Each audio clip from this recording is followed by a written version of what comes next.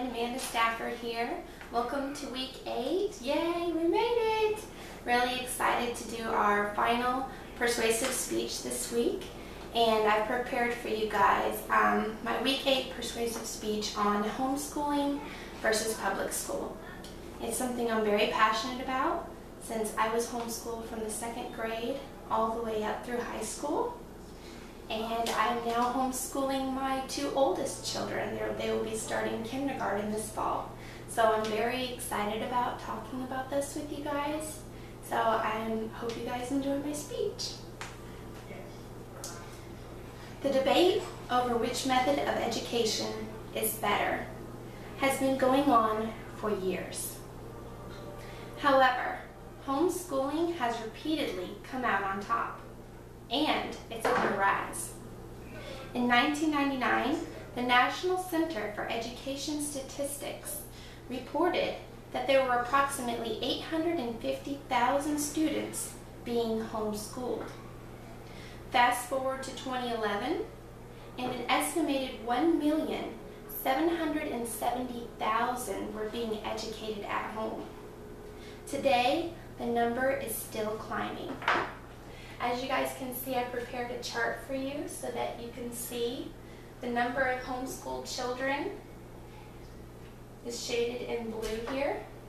In 1999, 850,000, and then in 2011 it has grown to 1,770,000 students being homeschooled. And this is from the National Center for Education Statistics. So with all this information, it makes you wonder, if the public school system is so great, why are more and more families choosing to homeschool their children? There are numerous reasons why parents decide on homeschooling over the traditional public school route. They want to provide their children with stronger academics, more quality family time, stability, a religious education, and protection from bullying. However, according to data from the National Household Education Survey conducted in 2011, the #1 reason why parents choose to homeschool was a concern about the environment of other schools. Armed with this knowledge, you have to admit, the public school system is not what it used to be. Today, there is so much violence, bullying, drugs, and sexual misconduct going on at these educational institutions. Yet we're supposed to send our children here? I wouldn't send my kids anywhere that I wasn't reassured they would be safe or in a positive learning environment. Even in elementary school, the behavior of young students is truly disturbing. Children as young as 5 and 6 years old know about sex and openly talk about it with their peers. I'm sorry, but I don't want my child to learn about the birds and the bees from a fellow classmate, let alone a child. That is a subject of conversation that I believe only a parent should have with their child at the right point in time. Childhood innocence is something that should be protected, and the public school system is failing our youth. Many critics of homeschooling would say, homeschoolers are sheltered. But since when did wanting to protect our children become sheltering? We want to do what is best for them. They also say that homeschoolers are being shielded from the real world in everyday situations.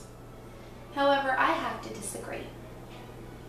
I would say that children who are educated at home are better prepared for the real world. They also don't succumb to peer pressure as easily as the public schooled individual who is just trying to fit in to avoid being an outcast. Homeschoolers are more confident in who they are and can stand their ground when put to the test. Children who are educated at home are encouraged to be individuals and embrace their unique qualities, whereas school children from whereas public school children form cliques and tend to blend in with the crowd. Another common argument that critics use is that homeschoolers are socially deprived.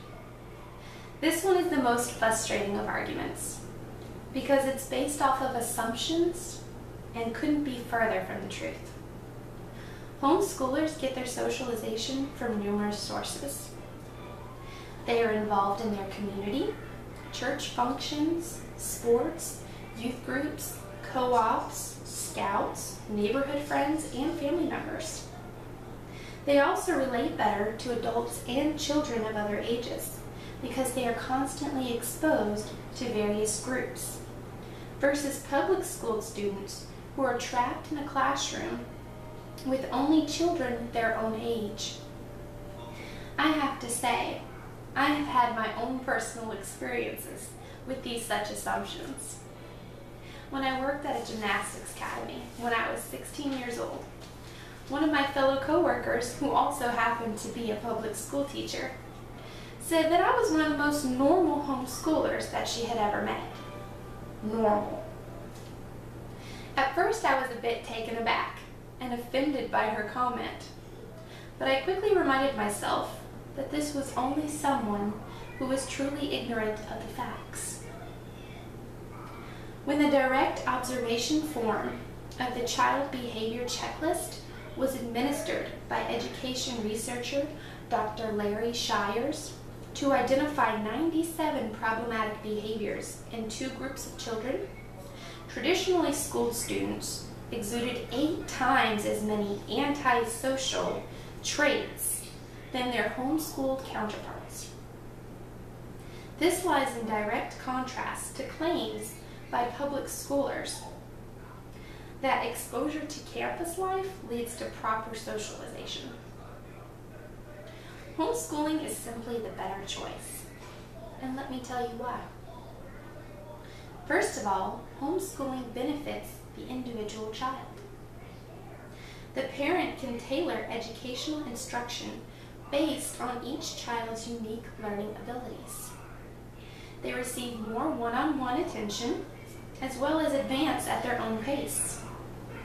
Homeschoolers are taught time management and self-study habits early on, which helps them to be so successful when entering the college realm.